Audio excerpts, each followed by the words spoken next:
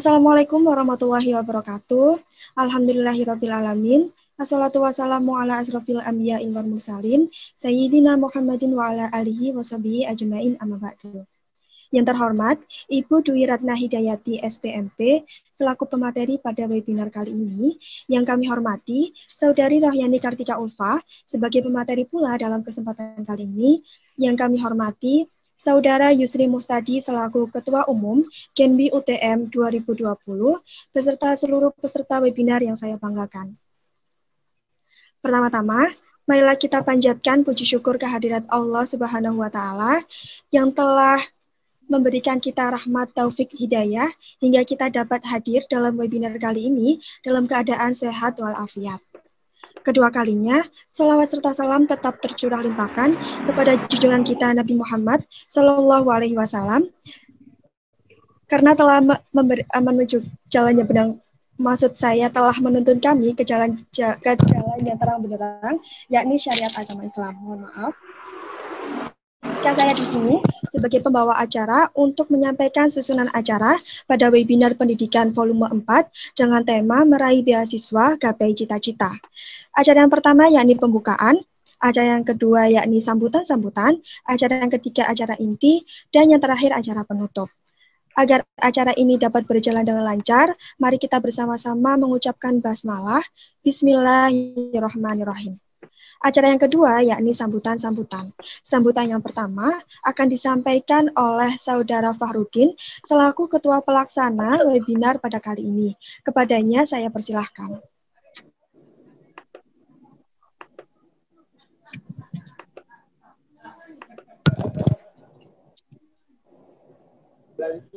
Baik, cek. Apakah suara saya bisa terdengar? Ya, halo. Ya, terima kasih untuk Mbak Neta selaku moderator pada kegiatan webinar pendidikan Genbi UTM yang keempat. Yang pertama, izinkan saya mengucapkan salam. Assalamualaikum warahmatullahi wabarakatuh.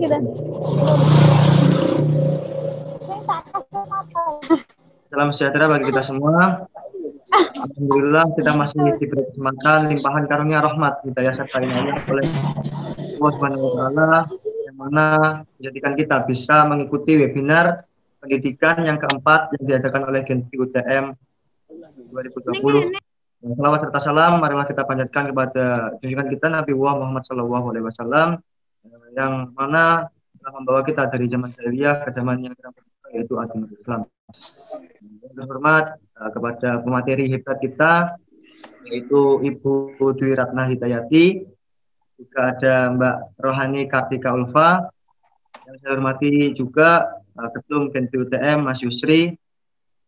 Terima kasih telah bisa hadir di acara webinar pendidikan yang diadakan oleh Genbi UTM ini. Jadi webinar pendidikan yang keempat ini bertemakan Raih Beasiswa Gapai Cita-Cita, yang mana setelah mengikuti webinar pendidikan yang keempat ini diharapkan teman-teman kita semua bisa mendapatkan ilmu, bisa mendapatkan apa yang disampaikan oleh pemateri terkait dengan tema yang sudah terpampang pada pamflet yaitu Raih Beasiswa Gapai Cita-Cita. Jadi nanti teman-teman peserta dan juga kita semua sekalian, saya harap bisa kondusif, saya harap bisa dengan tenang mengikuti webinar pendidikan pada saat ini. Saya harap juga bisa mengikuti sampai dengan selesainya acara webinar pendidikan pada pagi hari ini. Mungkin hanya itu yang dapat saya sampaikan. Wassalamualaikum warahmatullahi wabarakatuh. Waalaikumsalam warahmatullahi wabarakatuh. Terima kasih saya sampaikan. Selanjutnya sambutan yang kedua disampaikan oleh Ketua Umum Genbi UTM 2020 kepada Saudara Yusri Mustadi. Saya persilahkan. Baik, bismillahirrahmanirrahim. Assalamualaikum warahmatullahi wabarakatuh. Puji syukur, marilah kita panjatkan kehadirat Allah Subhanahu wa taala mempertemukan kita di waktu dan di kesempatan yang insya Allah diberkahi olehnya. Sholawat serta salam marilah kita curah limpahkan kepada junjungan kita Habibana wa Nabiyana wa Maulana Muhammad Sallallahu Alaihi Wasallam. Yang saya hormati Ketua Pelaksana Rudin, yang saya hormati pemateri Ibu Ratna dan Saudari Kartika dan teman-teman sekalian yang kami banggakan. Sebelumnya saya ingin mengucapkan terima kasih kepada pemateri yang telah berkenan mengisi materi pada pagi hari ini pada acara Genbi UTM, yaitu webinar pendidikan. Tidak terasa sekarang sudah webinar pendidikan volume keempat. Kurang lebih kita sudah 4 kali, bukan kurang lebih ya, kita sudah 4 kali melaksanakan webinar ini. Telah 4 bulan ya, dimulai dari Agustus, September, Oktober, dan ini bulan keempat, sekaligus volume keempat juga, yaitu di bulan November, dengan tema Raih Beasiswa, Gapai Cita-Cita. Jadi nanti kita sama-sama akan mendengarkan pemaparan dari materi tentang beasiswa, tentang mungkin nanti bisa bercerita juga ceritanya bagaimana bisa meraih beasiswa yang sangat luar biasa ini. Karena kan ya beasiswa ini merupakan bantuan biaya pendidikan ataupun bantuan dalam bentuk lain untuk membantu meringankan pelajar atau mahasiswa dalam proses talabul ilmi atau ilmu. Pastinya ada banyak ya manfaat dari beasiswa ini, seperti pelajar atau mahasiswa memperoleh bantuan biaya pendidikan atau keringanan biaya pendidikan, meringankan beban orang tua pastinya untuk yang masih tanggungan orang tua, kemudian memperoleh relasi sesama penerima beasiswa, terus juga bisa masuk di portofolio atau CV dari penerima beasiswanya, dan masih banyak yang lainnya. Dan beasiswa juga ada berbagai macam jenisnya, ada banyak. Terus dalam setiap beasiswa juga pasti ada persyaratan untuk memperoleh beasiswa tersebut yang mungkin nanti bisa diceritakan oleh pemateri yang terhormat Ibu Ratna dan Saudari Kartika. Ya nanti selengkapnya akan lebih banyak disampaikan oleh pemateri. Mungkin cukup sekian dari saya. Wallahul muwaffiq ila aqwamit thoriq. Wassalamualaikum warahmatullahi wabarakatuh. Waalaikumsalam warahmatullahi wabarakatuh. Terima kasih saya sampaikan. Baik, akhirnya kita sampai kepada inti dari acara, yakni penyampaian materi. Nah, penyampaian materi kali ini akan disampaikan terlebih dahulu oleh Ibu Dwi Ratna Hidayati, SPMP. Sebelumnya saya akan membacakan kurikulum vitae dari beliau. Jadi beliau bernama Dwi Ratna Hidayati, kelahiran Jember, 22 September 1984, sekarang menjabat sebagai dosen Prodi Agribisnis Fakultas Pertanian Universitas Trunojoyo Madura. Email beliau dwi.hidayati@trunojoyo.ac.id. Kemudian riwayat pendidikan beliau pada tahun 2006 lulus menjadi sarjana pertanian dari Universitas Jember dengan jurusan agribisnis. Lalu pada tahun 2007 lulus dalam program Sit-in Student of Master's Degree, Selected Student Sponsored by the Ministry of National Education of the Republic of Indonesia selama 6 bulan dari Universitas Filipina Los Banos, yang kemudian pada tahun 2008 lulus Magister Pertanian melalui beasiswa unggulan Kemendikbud spesialis kopi dan kakao pada perguruan tinggi Universitas Jember dengan jurusan agribisnis. Lalu pada saat ini sedang menempuh PhD dalam Student New Zealand Aid Scholarship di perguruan tinggi Massey University New Zealand dengan jurusan agribisnis. Pelatihan profesional yang pernah diikuti beliau sangat banyak. Di sini saya menyampaikan beberapa. Salah satunya ialah pada tahun 2016 mengikuti pelatihan asesor kompetensi Lembaga Sertifikasi Profesi Pertanian Nasional yang diselenggarakan oleh LSP Pertanian. Lalu pada tahun 2018 mengikuti pembelajaran berorientasi KKNI bagi dosen di perguruan tinggi dan sosialisasi reformasi kurikulum pada Revolusi Industri 4.0 yang diselenggarakan oleh Ristek Dikti. Lalu, pada tahun 2019, pernah mengikuti Critical Reading, Writing, and New Zealand Cross Cultural Study yang diselenggarakan oleh PT Scope Global Nusantara, NCS, and IELTS. Lalu, jabatan yang pernah diperoleh oleh beliau, yakni pada tahun 2015-2016 sebagai koordinator bidang dan minat program studi agribisnis. Pada 2016-2018 pernah menjabat sebagai kepala laboratorium di Laboratorium Komunikasi dan Pengembangan Masyarakat. Lalu pada tahun 2017-2018 pernah menjadi direktur di Radio Agribisnis Tenojoyo Madura, Laboratorium Komunikasi dan Pengembangan Masyarakat. Lalu pada tahun 2017 hingga 2018 pernah menjabat sebagai Ketua Agriculture Training Center Fakultas Pertanian UTM. Nah, organisasi, profesi maupun ilmiah yang pernah beliau tempuh, salah satunya ialah pada tahun 2016 pernah mengikuti lembaga sertifikasi profesi pertanian nasional sebagai asesor, lalu 2014 hingga sekarang maksud saya mengikuti organisasi Perhappy, menjabat sebagai anggota, lalu pada tahun 2014 hingga sekarang mengikuti organisasi Pusat Studi Sosial Ekonomi dan Kebijakan Pertanian dengan jabatan Tim Komunikasi dan Pengembangan Masyarakat, lalu yang terakhir pada tahun 2018 hingga sekarang menjadi anggota dalam Asosiasi Agribisnis Indonesia. Nah, itu dia kurikulum vitae dari Ibu Dwi Ratna Hidayati SPMP.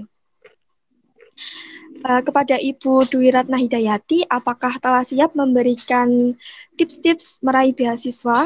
Karena Ibu ini kurikulum vitae-nya sangat bagus sekali. Halo. Bagaimana Ibu? Ya, selamat pagi Ibu. Oke, selamat pagi. Di sini soalnya sudah sore. Oh iya, di New Zealand ya Bu? Iya. Apa kabar semua? Ini untuk presentasi hari ini PPT-nya pakai dari saya atau dari panitia? Panitia ya? Oke. Apa kabar? Alhamdulillah. Ya, di sana sekarang lagi musim apa? Musim hujan, Bu. Kalau di New Zealand musim apa, Bu?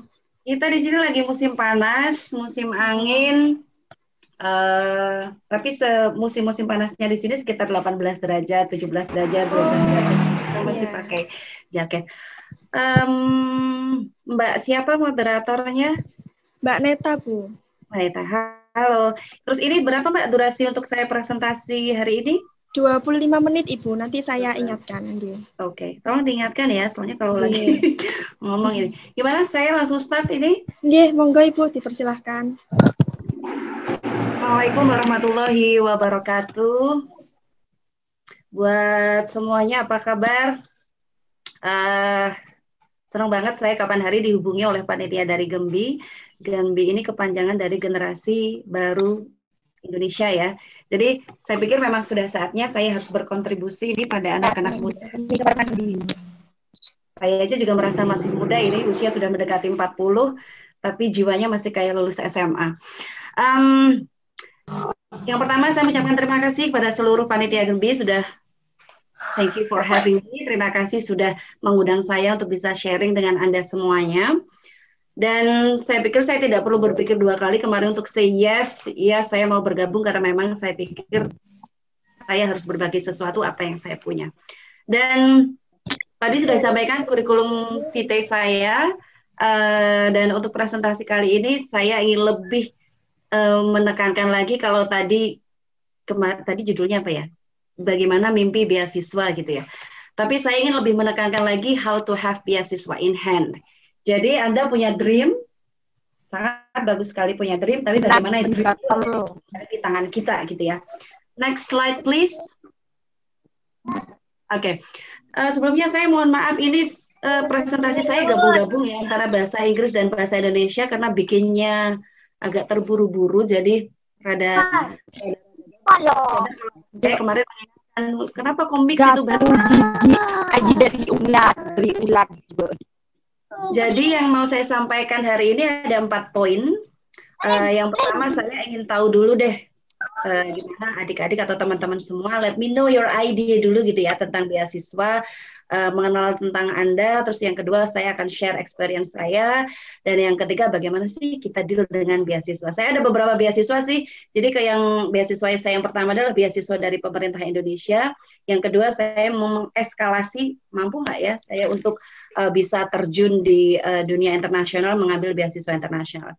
Dan yang terakhir saya sangat welcome terbuka untuk adanya Q&A, tanya jawab.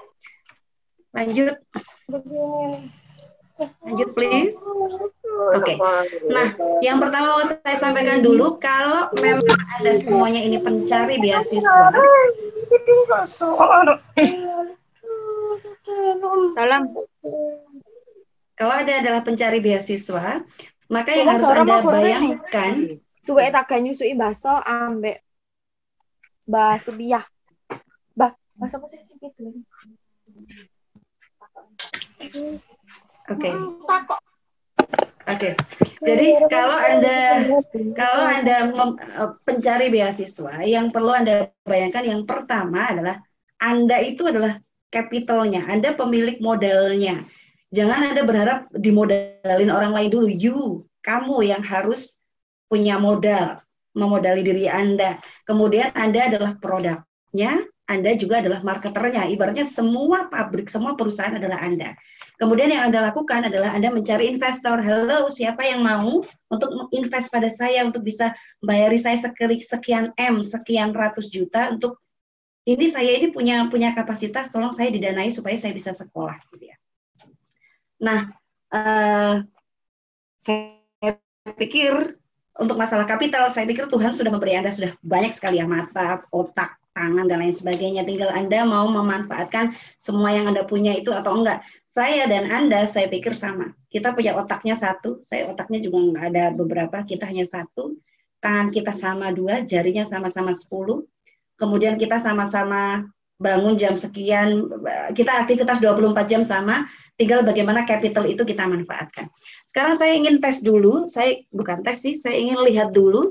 Tolong next slide. Ya, sekarang kita bisa memanfaatkan forum chat ya, Mbak Neta? Ya Ibu, monggo. Oke, nah saya ingin bisa tahu dulu dari masing-masing teman, kalau kita bicara beasiswa, satu, mengapa sih Anda ingin melanjutkan sekolah dengan jalur beasiswa? Silakan di forum chat. Mungkin pertanyaan pertama dulu ya. Kenapa kalau Anda suatu saat setelah lulus dari UTM ini, bukan UTM saja ya, ada beberapa dari universitas lain, setelah Anda lulus universitas ini, kenapa Anda harus melanjutkan dengan jalur beasiswa? Silakan masukkan di kolom chat. Saya akan tunggu sekitar 1 menit.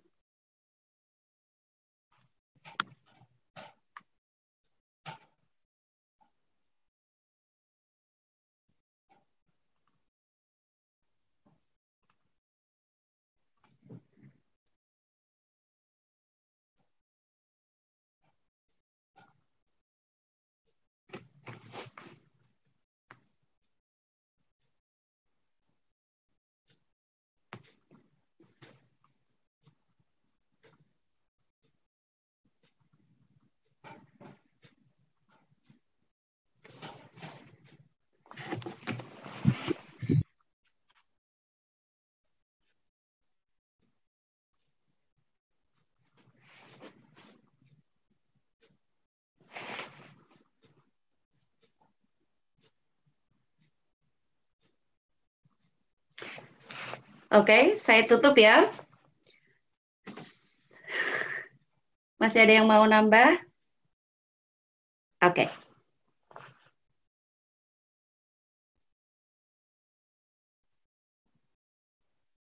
Oke. Sekarang saya tutup, kemudian kita lanjut ke pertanyaan yang kedua. Mengapa? Kan tadi Anda ingin melanjutkan sekolah dengan jalur beasiswa. Pertanyaan yang kedua, mengapa Anda itu harus dipilih sebagai peserta penerima beasiswa? Saya kasih 1 menit lagi.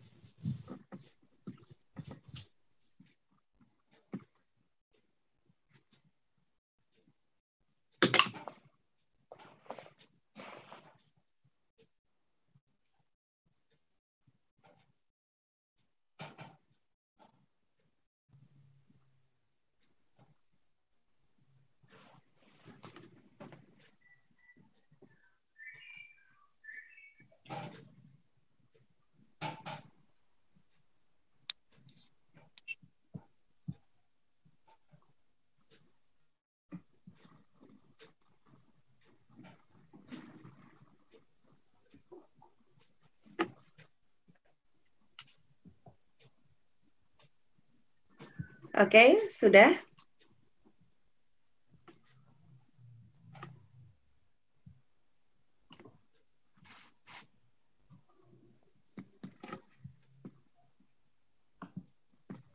Oke, saya tutup. Kemudian, kalau Anda bisa lihat di slide saya, silahkan jawab pertanyaan yang ketiga. Kira-kira apa yang Anda akan lakukan kalau Anda lolos beasiswa plus lulus sekolah? Apa yang akan Anda lakukan?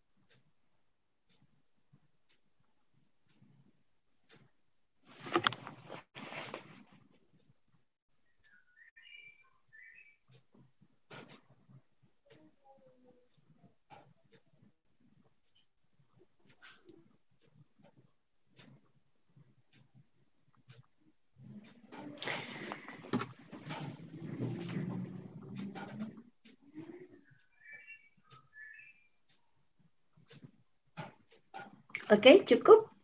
Terima kasih sudah yang mau menjawab. Bagi yang barangkali tidak sempat memasukkan di chat informasi, barangkali Anda bisa coret-coret sendiri sambil dipikir, karena saya tahu untuk menjawab pertanyaan ini sebenarnya tidak harus 1 menit kemudian suruh jawab tiba-tiba, aduh jawabannya apa ya gitu.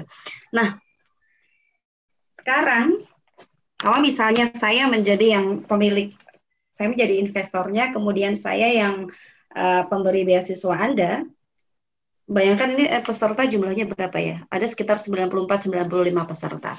Kalau saya lihat tadi dari chat, pertanyaan pertama, mayoritas adalah ingin meringankan beban orang tua. Bayangkan dari seluruh peserta, misalnya saya punya beasiswa, pesertanya Anda sebanyak 90, kalau 95 dengan saya berarti 94. Saya membaca profil Anda, alasan kenapa ingin dengan jalur beasiswa, semuanya hampir sama ingin meringankan beban orang tua. Kira-kira saya pasti akan memilih salah satu, atau misalnya hanya untuk 3 orang, saya akan memilih 3 jawaban yang betul-betul berbeda dan something yang unik. Mungkin itu iya, tapi kalau itu menjadi jawaban yang umum, ini akan menjadi gimana ya, beasiswa itu misalnya kan competition, seperti saya bilang tadi. Anda marketer, Anda capital, Anda produknya. Jadi ini basic dulu untuk pencari beasiswa ya. Bayangkan kalau Anda dengan mencari beasiswa se-Indonesia, Anda bersaingnya dengan seluruh lulusan yang ada, mahasiswa lulusan Indonesia. Bisa jadi juga lulusan dari luar negeri. So, bayangkan berapa ratus ribu saingan Anda kalau jawaban Anda hanya sama atau seragam atau standar saja. Sama dengan pertanyaan yang kedua, kenapa sih Anda harus dipilih sebagai penerima beasiswa? Oh, ini yang salah satu yang sangat menentukan sekali. Jadi, semangat saja tidak cukup, apa saja tidak cukup, Anda harus betul-betul mengenali diri Anda. Dan yang ketiga, betul sekali Anda memang harus meraih cita-cita atau impian, beberapa saya lihat begitu ya. Tapi kan tidak spesifik. Setelah lulus Anda mau ngapain? Nggak jelas. Bagi saya mencari seseorang yang kalau setelah mendapatkan beasiswa ini, dia benar-benar beri beneficial bagi dirinya sendiri, bagi orang lain, kemudian salah satunya mungkin ada link dengan apa yang diinginkan oleh beasiswa. Itu sekedar gambaran umum saja ya. Jadi saya cek aja, oh ternyata anak-anak muda saya yang ada di ini masih pada tataran yang seperti itu. So, digali lagi untuk pertanyaan-pertanyaan yang seperti ini ke depannya. Karena untuk beasiswa-beasiswa rata-rata seperti ini. Next, please. Nah, ini yang mau saya tekankan dulu bahwa kalau Anda memang pencari beasiswa, pahamilah diri Anda dulu dan bagaimana cara Anda bekerja. Terus terang untuk di New Zealand ini, how you understand yourself itu sangat penting. Bagaimana Anda bekerja, bagaimana, orang di sini macam-macam, ngetik sambil berdiri, duduknya di atas meja, macam-macam. Ada yang pakai musik keras, jadi lebih kepada self-understanding. Saya ambil contoh yang pertama adalah untuk memahami diri Anda dulu sebagai pencari beasiswa adalah Anda harus tahu kelebihan Anda secara spesifik. Misalnya Anda bilang, saya baik. Yes, baik itu relatif. Baik yang seperti apa? Misalnya saya orangnya detail, saya orangnya bla bla bla bla. Jangan menggunakan istilah-istilah umum yang tidak eye catching bagi, seperti yang saya bilang tadi, yang Anda jawaban Anda adalah jawaban umum yang orang baca seret. Kita misalnya saya sebagai screener untuk yang beasiswa, ini jawabannya biasa. Saya pasti mencari sesuatu yang unik. Kemudian yang kedua pun dengan kelebihan pun dengan kekurangan. Jadi pastikan kalau Anda pencari beasiswa, Anda bisa menjelaskan diri Anda dengan baik. Yang kedua, kalau ini tentang diri sendiri, tentang describe diri sendiri yang di sebelah kanan, yang di sebelah kiri, saya nggak tahu, sebelah kiri saya, sebelah kanan, Anda harus memahami cara Anda bekerja. Apakah Anda orangnya suka diem, apakah Anda suka dengan visual, suka menggambar, suka pakai musik, apakah Anda suka dengan banyak orang lain di kafe, atau Anda bekerja sendiri untuk dalam rangka mempersiapkan beasiswa. Mulai sekarang Anda mengecek diri Anda sendiri, saya adalah orang yang suka bekerja dengan ABCD, silakan diisi sendiri. Oke, terus kemudian next please. Ini ada pertanyaan ya, sepertinya ya. Untuk pertanyaan di akhir acara Bu nanti jawabannya. Ya. Oke. Nah, kalau yang berdasarkan pengalaman saya, yang pertama untuk tahun 2007 saya menempuh master itu tahun 2007, berarti sekitar 10 tahun yang lalu lebih. Waktu itu tidak terlalu banyak pencari beasiswa. Jadi saya tidak bisa banyak sharing ya yang untuk master karena kondisinya berbeda. Saya waktu itu di Universitas Jember dan waktu itu saingannya tidak terlalu banyak yang mencari beasiswa itu. Tapi pada dasarnya masih sama sih. Jadi bagaimana kita produknya dan Anda tahu bahwa saya produk berkualitas, maka Anda akan ambil. Jadi waktu saya menempuh master,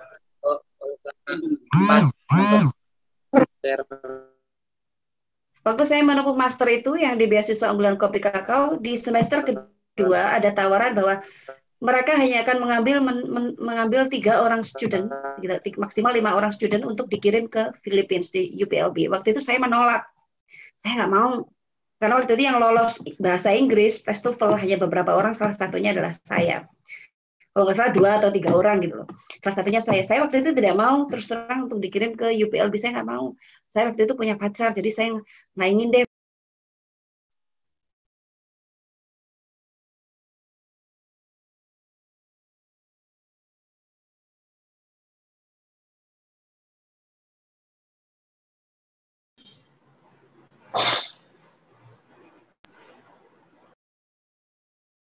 Halo? Saya bisa didengar lagi ya? Bisa, Ibu. Oke, karena barusan kayak di-unmute. Oke, jadi kembali cerita lagi. Jadi waktu itu akhirnya saya dipaksa bahwa Ratna tidak bisa. Ratna harus pergi ke Filipina karena yang lolos TOEFL hanya beberapa orang. Bayangkan, saya waktu itu tidak mau, tapi saya waktu itu harus pergi.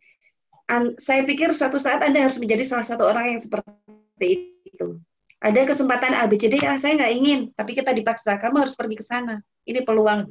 Jadi akan lebih baik kalau Anda membranding diri Anda misalnya pintar bahasa Inggris, maka mau tidak mau, pasti Anda yang akan dicari untuk kesempatan itu. Yang kedua, saya mungkin hari ini akan lebih banyak berbicara tentang bagaimana mencari dari sisi kayak New Zealand Scholarship ya. Suatu saat, saya pikir anak-anak di UTM atau seluruh Jawa Timur, ayo kita bergerak ke luar negeri. Ayo kita sama-sama. Bahkan dulu saya sempat mendampingi teman-teman, ayo deh bahasa Inggris gratis dengan saya main, kita di depan park, di depan taman UTM itu kita sekitar bahasa Inggris bareng-bareng. Dan saya sarankan juga IELTS, kalau mungkin yang lagi hit mungkin TOEFL ya, saya sarankan suatu saat belajar IELTS deh, karena writing, listening berbeda di IELTS, pembelajarannya jauh lebih komprehensif. Kalau ini dari experience saya, pengalaman saya, ada 3 hal yang saya tekankan. Kalau biasanya orang ikhtiar dan berdoa, saya yang lakukan kebalik. Saya satu, minta sama Tuhan dulu. Karena saya Muslim, jadi saya selalu bilang, ya Allah, saya inginnya begini. Untuk hal sesimpel apapun, ya Allah, saya mau sambal pecel. Nggak tahu ternyata tiba-tiba tetangga datang, tek-tek, ngasih satu. Jadi buktikan saja, minta sama Allah. Kemudian yang kedua, baru plan and prepare. Dan yang ketiga, work your plan and evaluate. Next, please. Saya takut waktunya habis. Nah, kenapa saya lebih memilih meminta Tuhan pada yang pertama? Karena bagi saya ini adalah dasar dari semua aktivitas. Tentu saja ini sesuai agama dan kepercayaan masing-masing ya. Barangkali yang Muslim, ada yang non-Muslim. Gitu.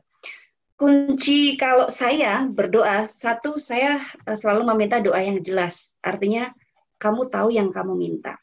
Dulu saya apply 3 beasiswa, saya apply LPDP, saya apply Australian scholarship, saya apply New Zealand scholarship.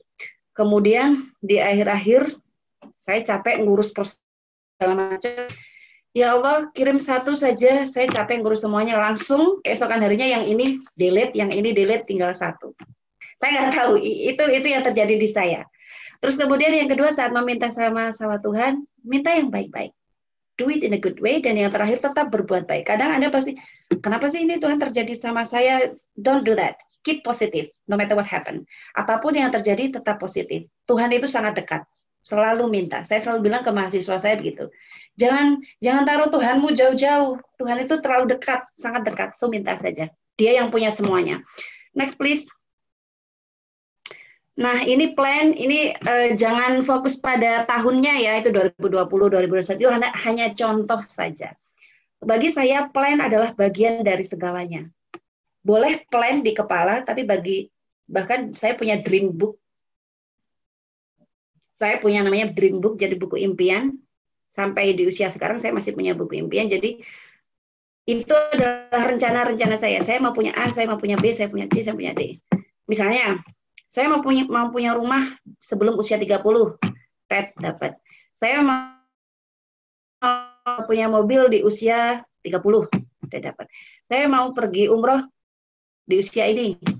Sehingga bagi saya, plan itu memberi kita kayak kejelasan target gitu loh. You may win half of the battle.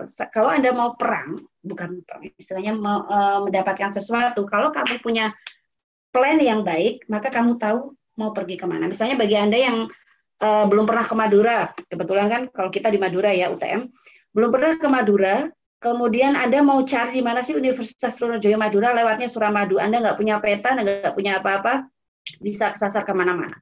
Tapi bayangkan kalau Anda pegang Google Map atau Anda punya peta, it's easy for you untuk masuk kemana-mana. Nah, plan itu adalah peta kita, bagaimana saya mau ke sini. Buat plan itu dengan cara kalian sendiri. Kalau kalian sukanya menggambar, plannya lewat gambar aja, tempel. Kalau Anda sukanya dengan model tulisan, bikin aja tulisan, apapun cara Anda. Kalau rekaman, rekam aja. Nah, yang kedua, setelah Anda membuat plan, jangan buat satu plan saja. Misalnya plan untuk beasiswa, buat plan backup A, B, C. Dan yang ketiga, Anda harus buat detail. Yang saya lakukan di A adalah ini, di B adalah ini. Nah, yang terakhir terkait rencana ini, Anda harus happy, Anda harus senang dengan plan Anda itu. Jadi jangan sampai Anda membuat rencana, tapi Anda nggak suka, aku nggak suka deh rencanaku yang ini, delete, ganti yang Anda work happy with. Sama seperti saya, kalau misalnya saya suka dengan sesuatu, saya pasti kejar itu, karena saya suka. Misalnya saya suka teater, saya bangun anak-anak saya hadrah tari teater, saya buat track, tampil, terserah. Kita nggak butuh bayaran, yang penting kita tampil, kita happy. Itu contohnya. Saya beasiswa ini, saya suka dengan NZ Scholarship karena saya bisa bawa anak saya, sekolahnya gratis. No matter what happen, saya kejar. Misalnya saya gagal sekarang, saya kejar lagi besok. Kemudian next please. Nah, apa sih ini saya mulai touch ke beasiswanya. Apa sih yang harus di-plan untuk cari-cari beasiswa? Yang pertama, Anda harus merencanakan apa saja beasiswanya yang mau kamu apply. Kamu nggak bisa tiba-tiba saya apply ini. Harus direncanakan, membuat priority list. Yang kedua, Anda harus membuat rencana lagi dan menyiapkan aplikasinya. Yang ketiga, jangan hanya pada tahap-tahap awal, tapi semua tahapan dari beasiswa itu, karena beberapa beasiswa butuh sekitar setahun untuk bisa selesai sampai Anda diterima. Dan yang terakhir, pastikan Anda punya plan-plan lainnya, plan the next plan. Yang lanjut please. Nah, ini saya akan mulai bicara agak panjang di sini tentang apa yang bisa Anda apply. Satu, misalnya Anda mulai membrowse, mencari link beasiswa, simpan, cek negaranya mana, durasi penerimaannya seperti apa, kuota penerimaannya berapa banyak, buat daftar kontaknya, buat priority list-nya. Misalnya kalau di Indonesia 1 UGM misalnya, 2 IPB, 3 terserah lah. Buat prioritasnya, cek masing-masing beasiswa itu kira-kira ada yang bulan mulai Maret, Oktober, durasinya cek ya, jangan sampai salah. Karena sama seperti kalau saya dulu apply New ini, kita beda 6 jam, jadi misalnya di situ sekarang mungkin jam 9 pagi, di saya jam 3 sore. Kalau misalnya beasiswa itu ditutup jam 12 malam di negara New Zealand, maka saya akan terlambat. Karena di sini adalah 6 jam lebih awal. So, perhatikan yang seperti itu. Yang kedua, Anda harus mulai membrowsing referensi atau testimoni dari orang-orang banyak. Misalnya, beasiswa LPDP atau beasiswa BI. Nanti yang Mbak itu ya, BI ya. Beasiswa LPDP, misalnya. Dulu saya pernah ikut. Saya cari referensi, saya kumpulkan. Oh, testimoninya tentang 1, mengisi ini, 2 adalah ini. Dan problem masing-masing orang itu berbeda-beda. Pastikan Anda mengecek, oh problemnya kemungkinan besar A, B, C, D. Yang ketiga, referensi universitas yang dituju, ini kaitannya dengan pastikan bahwa kalau Anda apply beasiswa, ini ada jurusan yang sesuai, kalau Anda mau kuliahnya linear, ini harus sesuai dengan bidang Anda. Yang saya lakukan dulu adalah saya sering mengikuti pameran-pameran pendidikan di Surabaya, biasanya ada Edu Exhibitions. Saya dengan beberapa mahasiswa saya dulu sering sih kita pergi bareng-bareng gitu. Kemudian kita masuk ke stand-stand universitas, kita cana secara detail, kalau bisa kadang malah kita bawa persyaratan, ini cocok nggak atau apa yang dibutuhkan. Dari situ saya baru tahu bahwa negara-negara Eropa itu tidak lagi menyukai, bukan tidak menyukai ya, mereka lebih prefer pada IELTS. Karena kalau mau TOEFL yang komplit, bukan TOEFL kita yang meremelek ABCD itu ya. Maunya adalah IELTS. Makanya coba cek nanti IELTS. Dan yang terakhir adalah untuk merencanakan, kamu harus kenal dulu dirimu sendiri. Misalnya kamu mau meng-apply beasiswa dalam negeri, luar negeri kah? Kalau mau luar negeri, apakah terbatas di Asia? Asia contohnya salah satunya ada SEARCA, kalau Anda pernah dengar SEARCA, itu adalah sekitar negara Asia, bisa yang di Filipina, saya Universitas Los Baños, bagi yang pertanian ada sekitar sana, atau Malaysia, dan lain sebagainya, silahkan dicek sendiri. Atau Anda mau yang ke European countries. Jadi karena dari Edu Exhibition itu kita masukkan email kita, kadang kita mendapat informasi. Dulu saya sering dapat informasi dari Reading University di Inggris untuk silakan apply bla bla bla kayak gitu. Yang kedua adalah Anda harus plan dan prepare aplikasinya dengan baik. Nah, kebanyakan karena administrasi ini di awal banget Anda harus hati-hati, sama seperti beberapa pertanyaan yang saya sampaikan pada Anda tadi adalah beberapa pertanyaan kunci. Pastikan Anda bisa menjawab dengan unik dan membuat orang bisa betul-betul paham bahwa yes, you are the right person. Persyaratan yang utama lainnya adalah misalnya apakah ijazahnya harus legalisir dan lain sebagainya, makanya Anda harus menyiapkan yang itu semua. Yang kedua adalah time arrangement. Pastikan kalau misalnya Anda mau apply 5 beasiswa, bagi saya jangan apply 1 saja. Pastikan Anda biasakan mempunyai plan ABC tadi, sehingga Anda bisa mengapply 3 beasiswa sekaligus, karena kita tidak tahu pintu mana rezeki buat kita. Seperti yang saya lakukan, saya LPDP, Australian Award, NZS Scholarship. Saya melakukan semuanya pada 3 timeline yang berbeda. Tapi saya paham LPDP duluan jadwalnya, kemudian yang Australian Award, dan yang terakhir New Zealand. Alhamdulillah, New Zealand ini yang terakhir yang saya dapat. Kemudian form aplikasi ini, form yang saya rasakan, jadi mengisi form aplikasi itu tidak mudah. Saya karena saya sambil mengajar, saya mengajar, saya penelitian, saya ngurus macam-macam. Jadinya saya pasti menyempatkan diri saya untuk belajar application form itu. Saya istilahnya beruzlah. Saya menyendiri selama 1 jam atau 2 jam. Dulu saya belajar di tempat radio. 1 jam atau 2 jam saya diam di situ, saya belajar ngisi form. Saya isi, nanti saya cek referensi, saya edit lagi. Saya butuh 1 tahun terus terang untuk persiapan bisa dapat beasiswa ini. Dan yang terakhir, jika dirasa masih kurang, Anda harus membuat effort, membuat usaha lagi. Anda bisa training, misalnya Anda nggak punya IELTS-nya kurang atau TOEFL-nya kurang, training, kursus, atau otodidak. Waktu itu saya memilih yang otodidak, karena saya tidak punya waktu untuk ke Surabaya dan lain sebagainya. Kalau Anda mau belajar, ada namanya IELTS.app. Jadinya di situ, itu dia punya lengkap banget modul begitu. Jadi saya belajar otodidak. Saya bilang ke suami sama anak, hey, saya lagi sibuk, tolong izinkan saya tiap hari saya minta 1 jam untuk saya belajar otodidak. Jadi itu yang saya lakukan. Kita memang harus, namanya saya adalah capital, saya harus membuat capital untuk diri saya sendiri. Dan nomor 3 adalah Anda harus plan the next stage. Administrasi itu priority dan utama. Jadi pastikan untuk Anda bisa lolos ke tahap berikutnya, administrasi dulu. Mulai IPK, IELTS, ijazah, jangan sampai ada yang ketelisut satu pun. Kemudian itu pun tidak cukup dalam rangka persiapan. Anda harus pahami, misalnya New Zealand, kayak seperti saya ya, New Zealand Scholarship itu tahapannya itu ada 7 tahapan. Maka saya ngecek, kalau tahapan kedua yang dibutuhkan ini, tahapan ketiga adalah ini. Tentu saja yang tahapan-tahapan berikutnya kita agak kalem ya, fokus pada yang pertama. Tapi paling nggak kita tahu masing-masing tahapannya seperti apa. Time simulations lagi-lagi, kemudian yang terakhir, Anda harus terus mengupgrade. Jangan sisakan ruang kosong untuk Anda do nothing useless. Pastikan yang Anda lakukan adalah produktif. Diam saja menurut saya itu produktif. Next please. Kenapa bagi saya diam itu produktif? Karena saya harus mengosongkan gelas, kemudian untuk belajar lagi saya harus mengisi gelas lagi. Nah, kemudian dalam rangka menjalankan plan itu, plan Anda tidak pasti 100% berhasil sekali membuat rencana langsung berhasil. Anda harus bisa mengevaluasi. Nah, yang harus Anda cek pada saat Anda melakukan mengurus dokumen administrasi, apakah Anda mengurusnya secara paralel atau secara berurutan? Paralel tahu ya, berbarengan atau berurutan. Yang kedua, cek setiap persyaratannya lebih dari sekali. Di-scan, dilabel kasih nama, disimpan dengan rapi. Karena Anda tidak akan pernah tahu suatu saat Anda apply lagi.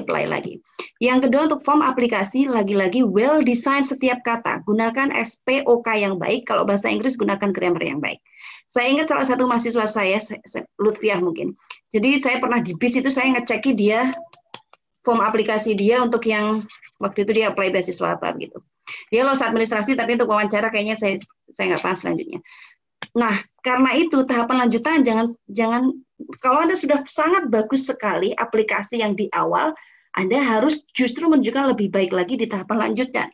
Di wawancara ini sama seperti kayak orang nyari kerja gitu. Dan beasiswa itu kan melibatkan kadang miliatan uang yang akan diinvestasikan pada Anda. Jadi pastikan Anda masuk pintu saja saat wawancara, yes, saya butuh Anda. Waktu itu saya datang ke Jakarta, saya nggak mau pakai online Skype dan lain sebagainya, karena saya ingin lihat Eke, lihat saya. Saat saya masuk pintu, Anda akan tahu bahwa saya adalah orang yang Anda cari. Do your best, jangan pernah bohong, be yourself, show the best part of you, smart dan all out. Saya ingat saya dapat kata-kata all out ini salah satunya dari, kalau ada yang dari ITP, namanya Mbak Ica, beliau putranya Prof. Umi, jadi beliau bilang bahwa Ibu all out aja, dia sekarang dapat beasiswa di Italia LPDP. Next please. Saya habis waktunya ya, Mbak? Iya, Bu. Oke. Next ya. Oke. Ini yang terakhir bahwa Anda harus memotivasi diri sendiri ya. Dream boleh bicarakan dengan keluarga, save budget, ikuti pameran, ikuti grup sesama untuk sharing ilmu, dan next slide please. Ini yang terakhir. Next slide please. Oke. Anda punya dream boleh, feel free, bebas untuk punya dream. Anda harus senang untuk mencari dream itu. Saya merasakan amazingnya dream come true, kemudian share your dream. Kalau Anda sekarang lagi dreaming, lagi mimpi, bangun, action sekarang. Terima kasih.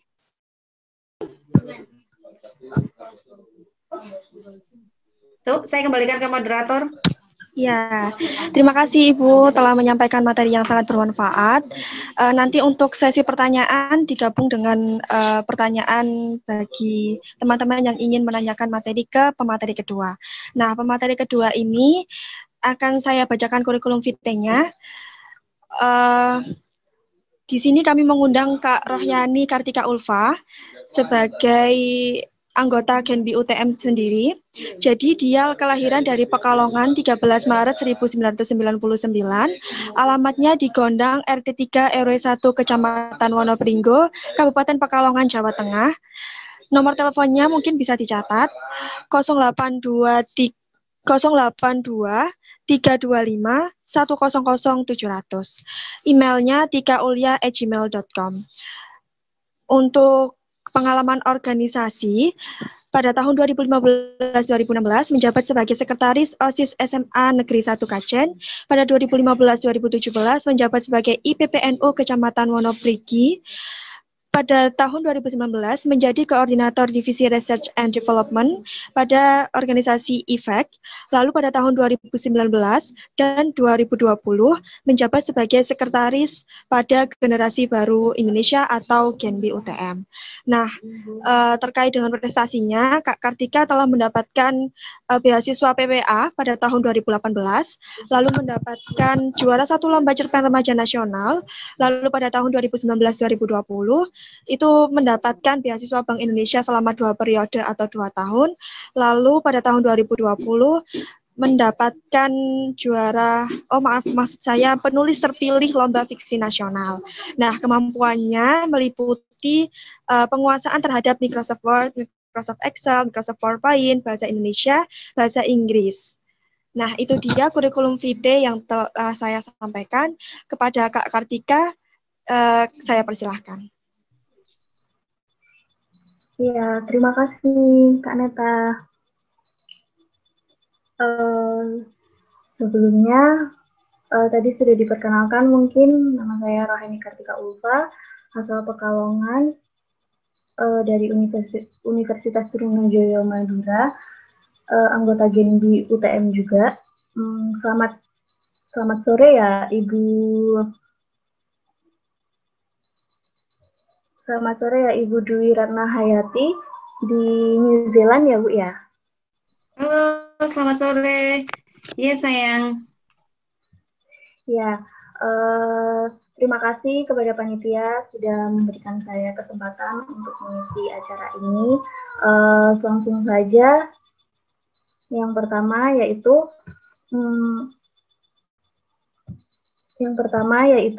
tentang Grabbing Your Dream Scholarship.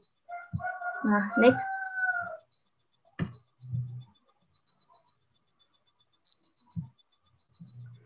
Nah, apa itu beasiswa? Nah, beasiswa sendiri sudah dijelaskan sama Ibu Dwi Ratna Hayati tadi, bahwa beasiswa ini memang menurut saya beasiswa ini adalah sesuatu yang selalu diincar oleh banyak orang, baik itu di bangku kuliah maupun di bangku sekolah. Seperti Ibu Dwi Ratna Hayati tadi, walaupun beliau sudah mendapat gelar S1, tetapi beliau tetap mengejar beasiswa untuk mendapatkan gelar magister, gelar PhD, seperti itu. Terus mengapa sih? Oke, next. Lalu mengapa kita harus mendapat beasiswa? Yang pertama, ada material. Nah, material di sini maksud saya pasti teman-teman berpikir jika mendapat beasiswa berarti kita akan mendapat uang atau material. Memang, padahal hal ini hanya sebagian dari beberapa alasan lainnya untuk mendapatkan beasiswa. Nah, memang dulu saya waktu mendaftar beasiswa PPA, mendaftar beasiswa Bank Indonesia, awalnya saya juga berpikiran, wah saya nanti dapat beasiswa, pasti nanti saya dapat uang. Padahal itu sangat wajar sekali, sangat natural sekali alasan seperti itu. And I don't blame that excuse. Tetapi setelah itu saya berpikir, setelah saya mendapat beasiswa PPA, mendapat beasiswa BI selama hampir 2 tahun ini, ada beberapa alasan lainnya. Alasan lainnya yaitu education atau pendidikan. For your information, di beberapa lembaga memberikan beasiswa untuk pelajar, mereka tidak hanya semata-mata memberikan beasiswa saja, tetapi juga memberikan wadah atau komunitas untuk penerima beasiswa, seperti halnya penerima beasiswa Bank Indonesia, itu ada sebuah komunitasnya, yaitu Generasi Baru Indonesia atau GENI. Nah, maksudnya pendidikan di sini, saya bisa menambah ilmu di GENI ini. Menambah ilmu karena Bank Indonesia itu banyak sekali memberikan pelatihan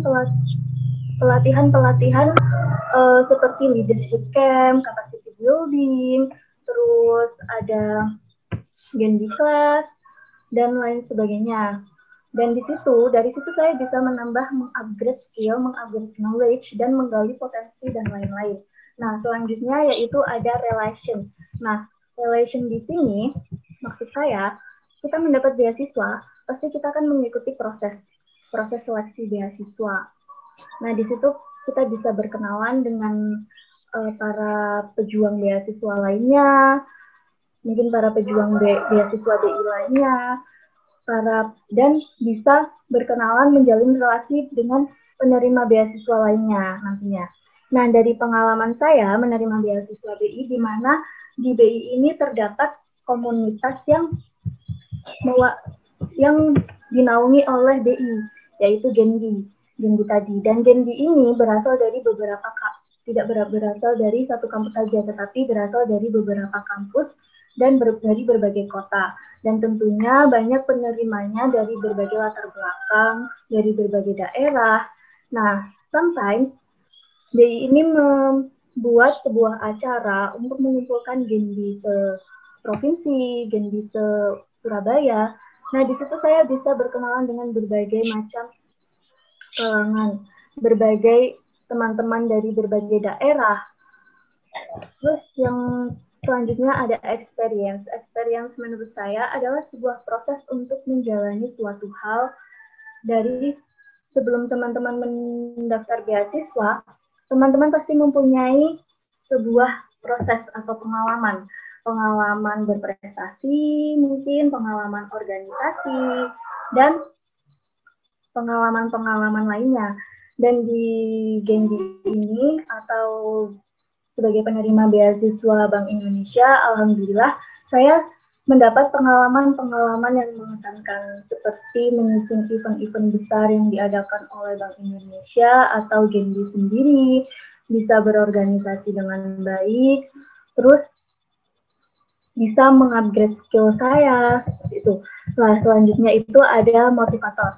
Motivator di sini maksud saya mendapat beasiswa ini tentunya bisa menjadi motivasi bagi diri sendiri untuk memicu semangat belajar. Bisa menjadi beasiswa bisa menjadi penerima beasiswa, tentunya bisa menjadi motivasi untuk teman-teman kita yang lain. Karena dengan lolos seleksi proses beasiswa ini, kita dapat memberikan energi yang positif untuk teman kita yang lain. Syukur-syukur teman-teman kita yang lain ini bisa termotivasi dan mengikuti jejak kita. Dan untuk diri sendiri, motivasi untuk diri sendiri, kita bisa jadikan itu sebagai self-reward. Untuk tanda terima kasih kepada diri kita sendiri bahwa sudah bisa diajak untuk berjuang sejauh ini. Nah, selanjutnya yang terakhir ada pride. Pride di sini yaitu suatu kebanggaan bagi diri sendiri. Nah, mendapat beasiswa ini kan menurut saya itu adalah suatu kebanggaan karena tidak semua orang bisa mendapat beasiswa, lolos seleksi beasiswa. Nah, tentunya itu bisa menjadi kebanggaan bagi diri sendiri, bagi orang tua, keluarga tentunya, dan bagi teman-teman di sekitar kita. Nah, bisa di next. Lalu, how to motivate yourself? Sometimes teman-teman itu kadang merasa malas pasti. Sudah punya target nih, sudah punya angan-angan, sudah punya impian untuk memperjuangkan atau mendaftar beasiswa. Tetapi kadang, oh besok aja lah, nanti aja lah, masih ada waktu kok, masih lama, seperti itu. Nah, teman-teman itu harus memotivasi diri sendiri. Bagaimana sih caranya? Yang pertama itu bisa menyusun target. Jika teman-teman mempunyai target-target yang ingin dicapai, teman-teman bisa tulis mempunyai target mendapat beasiswa atau lulus dengan IPK cum laude. Nah, itu bisa teman-teman tulis, karena dengan kita menulis target-target pencapaian itu, kita bisa mempunyai tanggung jawab seperti itu untuk mewujudkan target-target tersebut. Nah, selanjutnya yaitu optimis. Teman-teman itu harus optimis dan yakin, percaya diri bahwa teman-teman itu bisa mewujudkan mimpi atau target-target yang teman-teman tulis tadi. Nah, terus setelah sudah menyusun target, terus sudah percaya diri. Nah, selanjutnya itu teman-teman itu harus berusaha dan berani. Yang pasti, jika teman-teman ingin mencapai sesuatu, haruslah berusaha untuk mendapatkannya. Karena ada kata-kata bahwa hasil itu tidak akan mengkhianati sebuah proses. Jadi, karena kesuksesan itu tidak akan diraih secara instan, pasti teman-teman akan melewati beberapa proses dan lika-liku kehidupan tentunya. Dan kita harus menghadapi segala konsekuensinya. Kita harus berani menghadapi segala konsekuensinya. Kita sudah berani memilih mencapai target untuk mendapatkan beasiswa A atau beasiswa BI misalnya. Nah, kita harus menghadapi segala konsekuensinya. Bagaimana nanti teman-teman mendapat rintangan saat berjuang mendapatkan beasiswa tersebut. Nah, selanjutnya, never give up. Nah, setiap proses itu, setiap usaha itu tidak akan mulus. Maka dari itu, teman-teman harus membulatkan tekad, menguatkan alasan kenapa sih saya harus mendapatkan target ini, kenapa sih saya harus mendapatkan beasiswa ini, kenapa sih saya harus mendapatkan beasiswa BI. Nah, tetapi jika teman-teman sudah berjuang, sudah berusaha semaksimal mungkin, tetapi hasilnya tidak sesuai ekspektasi, ya teman-teman harus jangan menyerah, tetap bangkit. Kan ada kata-kata tuh, kegagalan itu sebagai cambuk dari keberhasilan. Nah, dulu saja waktu kecil kita belajar berjalan, jatuh, lalu latihan berjalan lagi sampai bisa. Nah, dari situ kita bisa terapkan pada saat kita memperjuangkan sebuah target atau mendapatkan beasiswa. Oke, next. Lalu, yang pertama itu how to get it. How to get it. Nah, bagaimana sih caranya mendapatkan beasiswa impian kita? Yang pertama yang harus teman-teman lakukan yaitu adalah riset atau mencari informasi tentang beasiswa tersebut, seperti kata Ibu Dwi Ranahayati tadi. Kita itu harus mencari tahu apa persyaratannya, bagaimana kriteria orang-orang yang akan diterima di dalam, lalu lembaga apa yang memberikan, terus cakupan beasiswanya itu bagaimana, open registrasinya itu kapan. Lalu selanjutnya yaitu setelah teman-teman tahu kapan atau tentang beasiswa yang teman-teman incar, pasti teman-teman sudah mengetahui dan mengelis bagaimana cara-cara saya harus mendapatkan beasiswa ini. Nah, makanya kita harus membuat target lagi ya. Nah, bagaimana teman-teman bisa mendapatkan beasiswa tersebut. Untuk pengalaman saya itu biasanya kalau mendaftar beasiswa seperti beasiswa BI misalnya, saya itu lihat kapan sih open recruitment-nya itu kapan? Nah, biasanya kalau beasiswa BI itu open recruitment-nya itu kan tanggal pertengahan Februari, bulan-bulan Februari. Nah, itu tuh saya mempersiapkannya dari jauh-jauh beberapa bulan sebelumnya. Karena di persyaratan di beasiswa BI ini tertera bahwa semua dokumen atau berkas-berkas yang dikumpulkan itu harus asli. Nah, itu saya harus mempersiapkan nih. Waktu saya ujian semester, saya kan berada di rumah. Nah, di situ saya mulai mempersiapkan berkas-berkas apa yang harus saya kumpulkan, seperti itu. Nah, nanti pas pembukaan pendaftaran, saya tidak lagi bingung atau panik untuk bagaimana saya mendapatkan berkas-berkas tersebut. Karena kan Madura Pekalongan itu kan bukan jarak yang dekat ya. Jadi saya tidak harus panik dulu, saya gimana ini harus mengumpulkan berkas ini, sedangkan berkas ini itu harus asli, gitu. Nah, terus selanjutnya yaitu mempersiapkan segala hal sama seperti poin sebelumnya, tetapi ini lebih secara detail. Jika di dalam beasiswa tersebut, persyaratan beasiswa tersebut itu terdapat persyaratan teman-teman harus berprestasi, teman-teman harus mempunyai skill, organisasi, pengalaman organisasi. Nah, teman-teman bisa mempersiapkan dari jauh-jauh hari. Misalnya, teman-teman bisa mengikuti lomba-lomba untuk teman-teman bisa mendapatkan prestasi. Jika teman-teman tidak bisa atau mentok tidak bisa berprestasi di akademik, minimal lah teman-teman bisa berprestasi di non-akademik. Nah, seperti saya, karena saya belum memenuhi kriteria untuk prestasi akademik, jadi saya memilih untuk berprestasi di non-akademik. Karena itu sesuai passion saya, mungkin sesuai karena saya suka di bidang menulis fiksi, menulis cerpen, puisi, seperti itu. Jadi saya mengembangkan bakat tersebut menjadi sebuah prestasi. Saya yakin teman-teman di sini pasti memiliki bakat atau passion yang dimiliki untuk dikembangkan menjadi sebuah prestasi. Nah, selanjutnya yaitu berdoa. Setelah kita berusaha berikhtiar dengan sungguh-sungguh, kita harus melibatkan Tuhan di dalam setiap urusan kita. Di dalam segala hal urusan kita kita harus berdoa kepada Tuhan, mendapatkan restu dari orang tua. Kita meminta doa orang tua, meminta doa-doa teman-teman terdekat kita, teman-teman di sekitar kita. Karena kita tidak tahu dari doa mana impian kita bisa terwujud. Oke, next.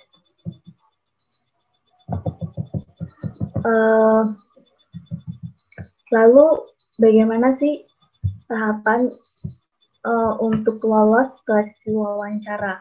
Sepengalaman saya lolos seleksi wawancara beasiswa BI, pertama-tama saya itu sharing with alumni beasiswa, sharing dengan alumni beasiswa BI tentang apa saja sih pembahasan yang akan nanti dipertanyakan di wawancara beasiswa BI tersebut. Lalu belajar dan berlatih berbicara, belajar mempelajari tentang lembaga yang akan menerima beasiswa tersebut seperti beasiswa BI, ini kan beasiswa Bank Indonesia. Seperti yang kita ketahui, beasiswa Bank Indonesia itu adalah lembaga keuangan yang mengatur kebijakan moneter. Nah, itu kan berkaitan sekali atau berkesinambungan sekali dengan prodi saya, yaitu ekonomi pembangunan. Nah, itu pasti nanti akan ditanyakan apa sih sedikit lah ya tentang kebijakan moneter atau tentang mata kuliah yang berkaitan tentang itu, tetapi hanya sedikit saja untuk poin plus saja itu. Karena saya tahu bahwa saya prodi ekonomi pembangunan yang berkesinambungan dengan Bank Indonesia, nah saya mempelajari hal tersebut. Lalu mempelajari tentang beasiswa tersebut. Nah, terus berlatih berbicara. Nah, berlatih berbicara ini sangat penting untuk proses wawancara nanti. Yang pastinya teman-teman kan nanti pas wawancara pasti gugup atau grogi atau nervous dan segala macam, itu kita bisa berlatih terlebih dahulu menjawab pertanyaan-pertanyaan dengan tenang, menjawab pertanyaan-pertanyaan dengan lancar. Itu. Dan selanjutnya ada be yourself dan jujur. Nah, pastinya kan ketika mendaftar beasiswa, ketika mengurus pemberkasan mendaftar beasiswa, teman-teman pastinya kan akan mengirimkan CV, kurikulum vitae, di dalam berkas tersebut, atau mengisi formulir beasiswa.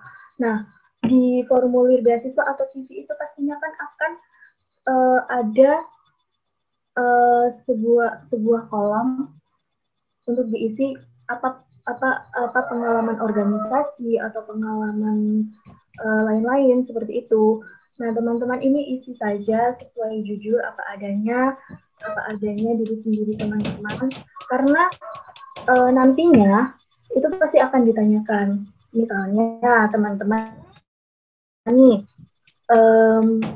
di CV atau di formulir ditulis pernah menjadi sekretaris organisasi ini. Nah, pasti pewawancara itu nantinya akan menanyakan, coba ceritakan bagaimana pengalaman kamu mengikuti organisasi tersebut, dan coba ceritakan bagaimana tugas dari jabatan yang kamu emban selama mengikuti organisasi tersebut. Nah, jika teman-teman itu jujur atau teman-teman itu apa adanya yang menulis sesuai dengan diri teman-teman sendiri, pasti teman-teman akan menceritakannya dengan secara lancar, mengekspresikannya dengan semangat, menceritakannya dengan lancar. Lain lagi jika teman-teman itu mengada-ada atau teman-teman itu tidak jujur, pasti ekspresinya akan beda lagi. Terus selanjutnya itu bersikap sopan dan tenang. Nah, teman-teman di sini harus bersikap sopan dan tenang saat wawancara. Terus menjawabnya juga tenang, tidak ngegas atau tidak gugup juga. Nah, sepengalaman saya mendapat beasiswa BI itu karena saya menjawab pertanyaan-pertanyaan dengan jujur, jadi saya lancar-lancar saja seperti itu. Oke, next. Di sini ada quotes, mimpi itu tidak akan pernah menyakiti siapapun jika dia terus bekerja tepat di belakang mimpinya untuk mewujudkan mimpinya semaksimal mungkin. Nah, saya percaya bahwa jika kita sudah berusaha semaksimal mungkin, berdoa kepada Tuhan, maka kita akan mendapat hasil yang dengan kita. Nah, berdoa kepada Tuhan, saya percaya sekali bahwa kata-kata itu adalah doa. Karena saya sendiri, pengalaman saya sendiri dulu waktu semester 3, saya mendaftar beasiswa PPA. Teman saya itu bertanya, Tik, daftar beasiswa PPA? Iya. Kenapa kok tidak daftar beasiswa BI? Ya, karena beasiswa BI itu persyaratannya harus minimal semester 4. Karena kalau minimal semester 4, karena kalau sebelum semester 4 SKS-nya itu tidak cukup untuk mendaftar beasiswa BI. Ya sudah, nanti saya akan mendaftar beasiswa BI tahun depan. Nah, setelah saya lolos beasiswa PPA, saya mempunyai mimpi, saya mempunyai target. Tahun ini saya lolos beasiswa PPA, tahun depan saya harus lolos beasiswa BI. Dan akhirnya saya bisa lolos beasiswa BI 2 periode. Terima kasih. Sekian.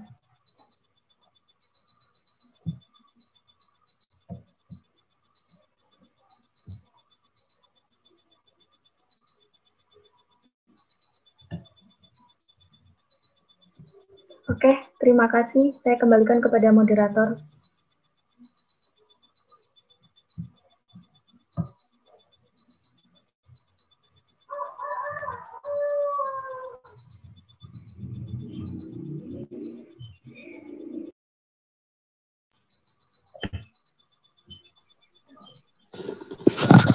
Terima kasih kepada Kak Kartika telah menyampaikan materi. Sangat bagus, mohon maaf tadi saya keluar sebentar karena ada kendala jaringan. Nah, Di sini saatnya kita sesi tanya jawab. Dan banyak sekali, alhamdulillah teman-teman di sini sangat antusias terhadap webinar kali ini. Nah, terkait pertanyaan, itu akan saya bacakan secara singkat inti dari pertanyaan teman-teman. Dan nanti ketika pemateri menjawab, mohon didengarkan. Apabila nanti ingin menyampaikan argumentasinya kembali, dipersilahkan untuk menekan tombol unmute. Baik, untuk pertanyaan pertama disampaikan oleh Irsyad Abdu dari Jember. Ini bertanya kepada pemateri pertama, kepada Ibu Dwi. Pertanyaannya seputar bagaimana mengatur timeline menempuh pendidikan yang lebih tinggi di semester akhir karena sekarang fokus skripsi. Lalu bagaimana cara mengapply semua beasiswa di waktu dekat, dan bagaimana mengatasi keterbatasan seperti biaya, modal, seperti itu sebagai mahasiswa. Monggo Ibu dijawab. Terima kasih. Terima kasih Mbak Neta. Halo Irsyad, apa kabar? Terima kasih pertanyaannya. Ada beberapa yang saya garis bawahi ya. Terkait timeline, menurut saya karena Mas Irsyad sekarang posisinya masih belum lulus S1 ya. Jadi you have to make priority list. Ya jelas untuk lulus dulu. Fokus lulus dulu karena itu menjadi salah satu syarat administrasi. Sembari menyiapkan yang itu, nanti mungkin Mas Irsyad sambil browsing yang kalau memang sudah ada listnya yang dalam waktu dekat, achievable nggak? Kira-kira secara rasional Mas Irsyad bisa nggak ngejar itu semua persyaratan administratif, kesiapan psikis, mental, mempersiapkan form, dan lain sebagainya. Orang bekerja dengan caranya masing-masing. Terus terang kalau saya untuk apply beasiswa, seperti yang saya informasikan, saya butuh 1 tahun. Karena saya bekerja sebagai dosen, saya banyak pekerjaan. Untuk mempersiapkan segala macamnya, saya ada anak, saya ada suami, saya ada pekerjaan, jadi saya membutuhkan 1 tahun. Nah mungkin anak-anak muda ini punya ritme yang berbeda begitu loh. Jadi kalau memang ada yang dalam waktu dekat, pastikan dulu Anda bisa mencapai semuanya, terutama karena Anda belum lulus tadi. Saya nggak tahu ya, mungkin ada beberapa persyaratan beasiswa yang belum lulus juga sudah bisa apply, seperti tadi Mbak Tika ya. Nah, terus kalau memang ada keterbatasan, nah saran saya pikir banyak sekali akses gratis ya. Kalau zaman dulu waktu saya masih master itu, naudzubillah, kita mau mensitasi aja, cari buku kita betul-betul harus ke perpus, kita harus manual, kita harus ketemu orang. Zaman sekarang semuanya blem. Tugas mahasiswa, saya nggak tahu ya, mahasiswa aja sekarang kalau tugas kita cari, copy, paste, masuk, sudah jadilah sebuah paper. Tapi hati-hati dalam plagiarisme ya, bahaya itu. Nah, jadi untuk yang sekarang silakan ikuti forum sebanyak-banyaknya seperti ini, ada training gratis. Saya pikir banyak banget di YouTube. Saya aja belajarnya beberapa dari YouTube juga. Dari link, misalnya kalau mau belajar IELTS, IELTS.app. Kemudian ikuti forum chat. Jangan yang Kaskus, saya nggak tahu. Kaskus itu ada nggak ya untuk yang forum beasiswa? Mungkin yang Mbak Tika nanti bisa lebih bantu lebih spesifik lagi. Jadi ikutilah, banyak sekali misalnya simulasi-simulasi pendidikan yang gratis. Pastikan Anda mengenal diri sendiri dulu. Saya mampu, saya bisa lulus, saya bisa apply lagi. Karena itu saya sangat menekankan kenali dirimu, kenali timeline-mu sendiri. Buat timeline Anda karena saya nggak bisa membuatkan, karena Anda yang tahu. Oke. Bagaimana dari Irsyad, apakah ada tanggapan atau cukup? Baik, Bu. Terima kasih atas penjelasannya. Mas Sorry. Mungkin bisa ya feedback, tidak apa-apa ya? Nggak apa-apa.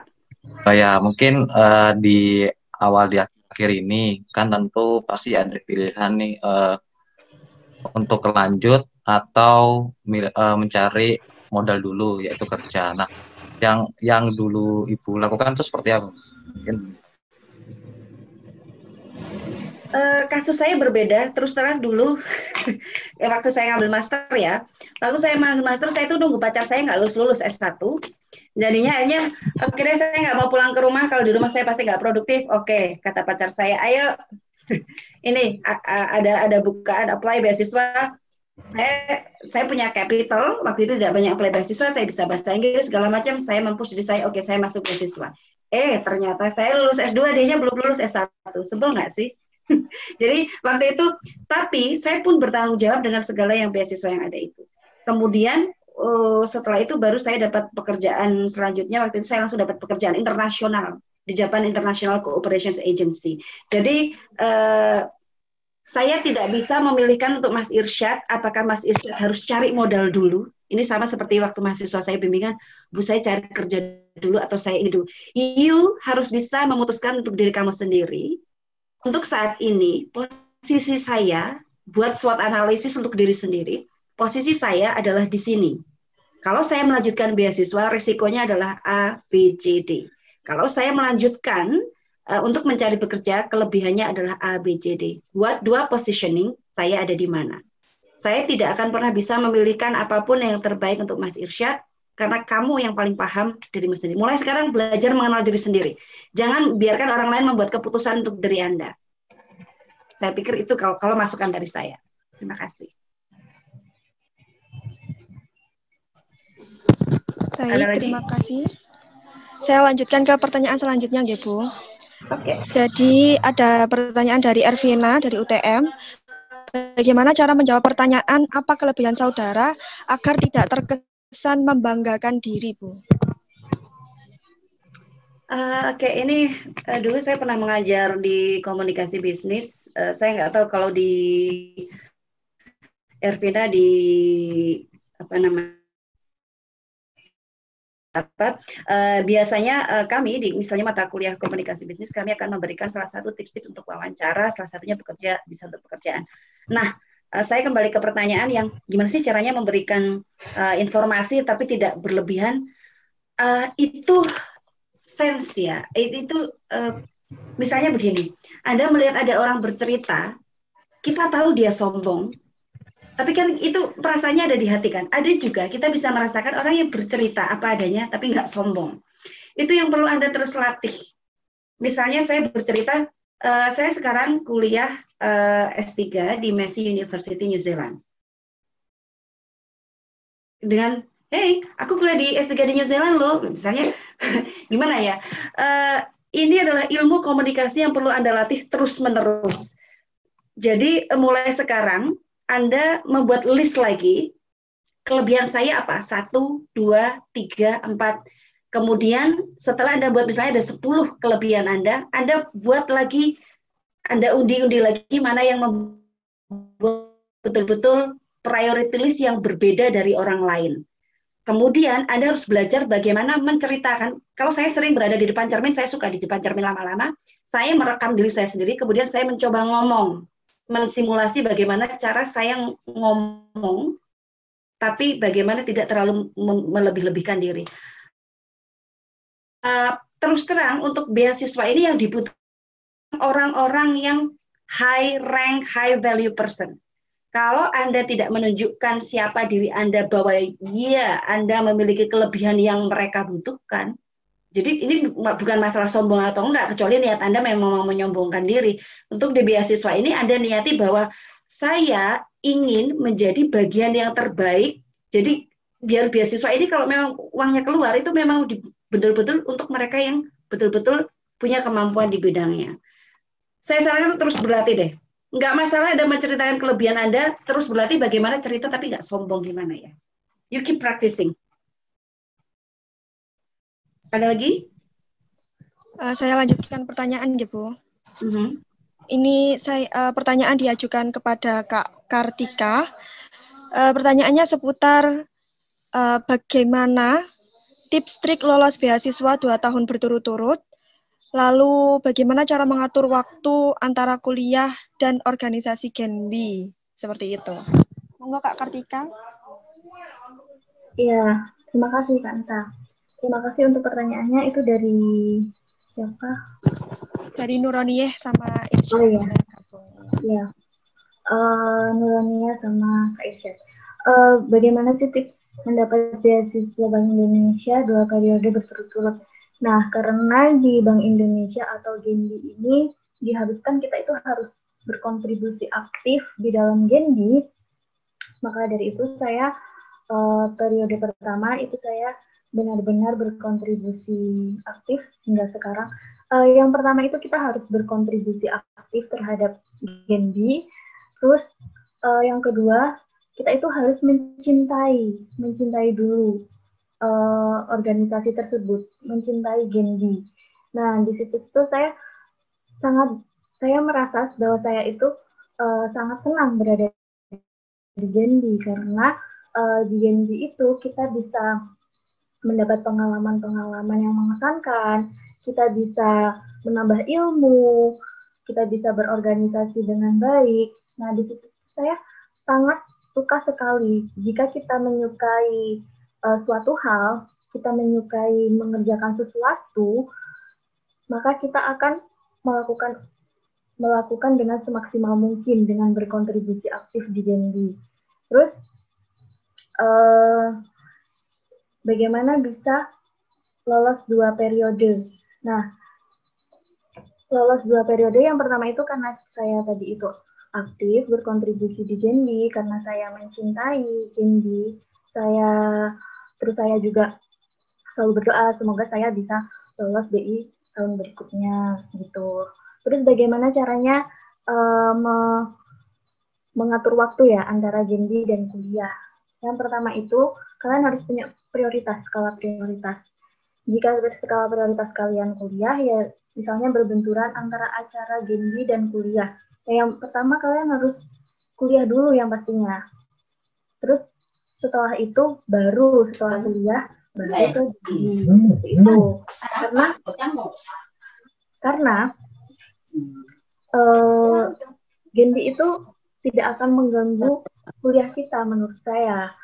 Acara-acara Gen B itu jika orang-orang Bank Indonesia atau Bank Indonesia itu pasti akan mengerti jika kita ada jadwal kuliah, kita jujur saja bahwa kita ada jadwal kuliah, jadi kita tidak bisa mengikuti kegiatan tersebut. Tetapi jika kita kuliah sudah selesai, kita bisa bergabung di kegiatan Gen B tersebut.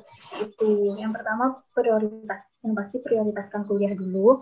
Terus kedua kita baru ke Gen B seperti itu. Kalau saya seperti itu. Tapi alhamdulillah saya bisa mengatur waktu, walaupun sometimes saya itu keteteran seperti itu. Makanya setiap ada project atau ada kerjaan dari Gen B itu kerjakan, jangan menunda-nunda gitu loh. Jangan biasakan menunda-nunda pekerjaan. Nantinya akan ketumpuk dan kalian akan merasa keteteran. Itu. Terima kasih. Sama-sama Kak. Sedikit lagi Kak, ada pertanyaan tadi kelewat. Persiapan sebelum masuk Gen B itu apa aja Kak? Kayak syarat-syaratnya seperti itu. Persiapan untuk masuk Gen B. Persiapannya itu saya lihat dulu, mencari tahu informasi tentang Gen B itu. Gen B ini komunitas apa sih? Terus berkecimpung di bidang apa? Kalau Gen B ini kan lebih ke sosial ya, sebagai agennya Bank Indonesia untuk sebagai kepanjang tanganannya Bank Indonesia untuk menyampaikan kebijakan Bank Indonesia kepada masyarakat dan melakukan kegiatan sosial seperti itu kan. Nah, saya itu mencari informasi dulu Gen B ini seperti apa dan bagaimana. Terus saya mencari tahu apa itu persyaratan-persyaratan menjadi penerima beasiswa Bank Indonesia. Kalau saya sih persiapkan segala berkas-berkasnya. Kalau misalnya sesuai ketentuan persyaratan. Kalau saya menyusun berkas-berkasnya secara rapi, misalnya kan ada di persyaratan nih, satu itu harus, ini tips dari kakak tingkat juga sih, tips dari alumni beasiswa BI itu, katanya satu itu misalnya persyaratan satu itu harus mencantumkan CV. Nah, CV itu ditaruh di urutan pertama.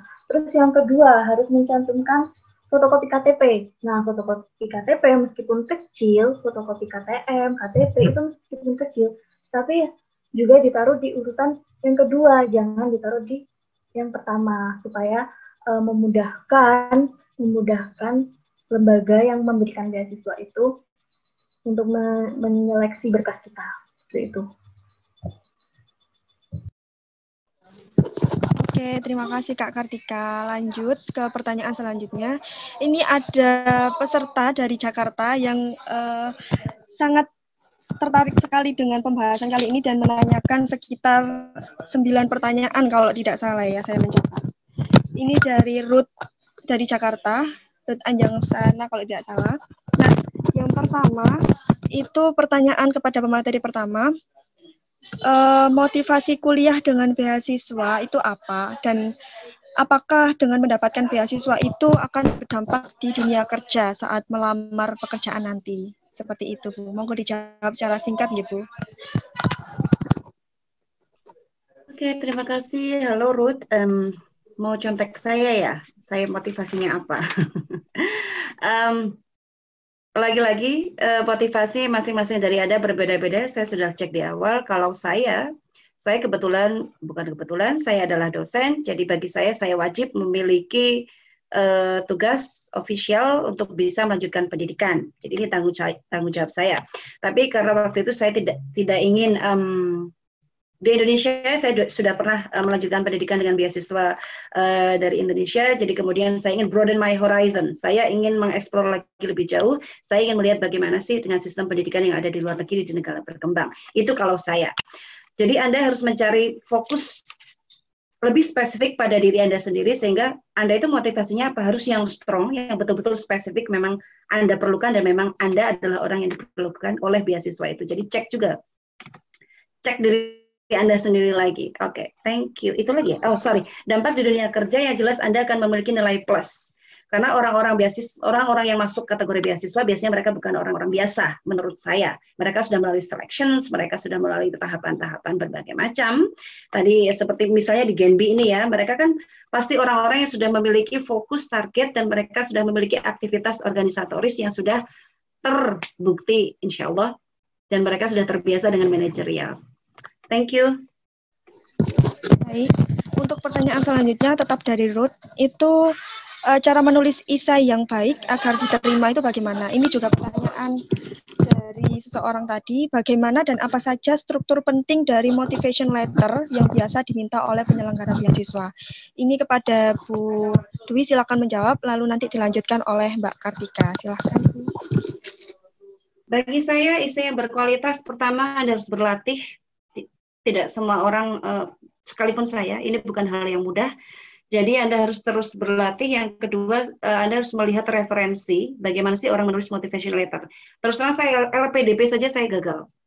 Karena mungkin motivation letter saya, jadi di administrasi saja saya gagal waktu itu, tidak atau bukan yang mereka inginkan. Jadi pelajari misalnya Genbi maunya adalah seperti apa. Tadi kan sudah dibilang, misalnya Mbak Tika bilang bahwa ini adalah Bank Indonesia, berarti Anda harus melihat sudut pandang IC yang berkaitan dengan yang betul-betul mereka butuhkan.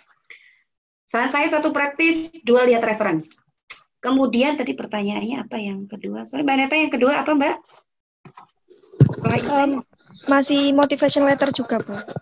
Motivation letter, saya pikir untuk struktur yang pertama, saya selalu menekankan bahwa biasanya di motivation letter adalah Anda harus understand diri Anda sendiri. Apa yang membuat Anda motivasi? Tadi sempat saya baca di chat, ada yang misalnya motivasinya ibu saya bla bla bla. Itu adalah salah satu motivasi yang memang baik, tapi barangkali itu lebih umum begitu ya. Ini bukan opera sabun yang mereka untuk bagaimana mereka kasihan terhadap Anda. Bukan itu yang Anda cari, bukan itu yang mereka cari. Yang mereka cari adalah Anda memang adalah orang yang berhak, Anda adalah orang yang berkualitas, Anda adalah orang yang high value. Jadi bukan lebih kepada yang social thing yang seperti itu, tapi betul-betul high quality yang memang motivasi Anda lebih pada positive way, produktif begitu. Kemudian yang kedua, struktur motivation letter adalah bagaimana how you fit this scholarship. Apakah Anda orang yang dicari scholarship ini, misalnya untuk Australian, waktu itu dia mencari gender, lebih ke perempuan. Karena itu saya apply, saya adalah saya perempuan, saya sudah berkontribusi A, B, C, D, E, sehingga saya yakin saya fit, saya adalah orang yang Anda cari sesuai dengan kriteria-kriterianya. Yang ketiga di motivation letter adalah Anda harus tahu future, visualization future. Karena itu di pertanyaan saya awal yang 3 tadi, itu mendasari dari motivation letter. Kalau Anda tadi berani menjawab, saya pikir itu salah satu struktur yang pas, yang minimal harus Anda jawab, dan harus berani beda dari yang lain, unik, dan memang betul-betul berkualitas. Thank you. Monggo Kak Kartika. Ya, itu sudah dijelaskan oleh Ibu Dwi Ratna Hayati bahwa harus menunjukkan high quality, harus harus sesuai dengan kemauan beasiswa tersebut. Nah, kalau di Gen B ini kan saya kan mengetahui, saya kan mencari informasi dulu.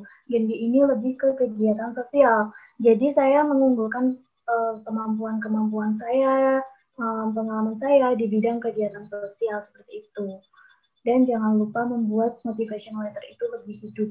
Nah, itu tadi kata Ibu Dwi Ratna Hayati, itu jangan seperti kita itu meminta mereka itu untuk mengasihani kita, tetapi kita itu harus menonjolkan kelebihan-kelebihan kita, kenapa kita berhak atau layak mendapat beasiswa tersebut.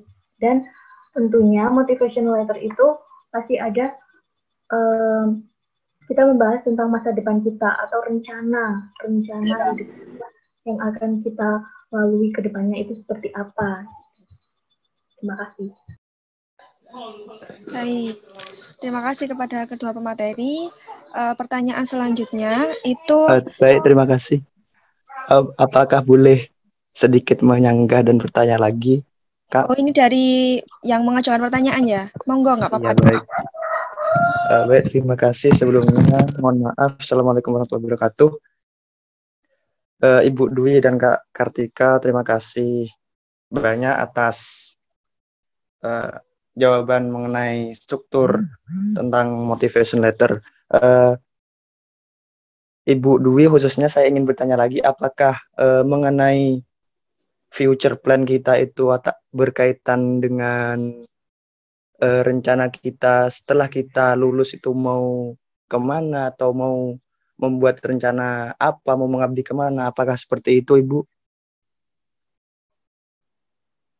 Halo, iya. Ini saya panggilnya siapa? Muhammad, Agus, Arif, atau Fahmi? Fahmi saja, Ibu. Halo, Mas Fahmi. Iya. Terus terang iya. Jadi beasiswa adalah mencari orang-orang yang mereka tahu masa depannya ingin berbuat apa. Terus terang.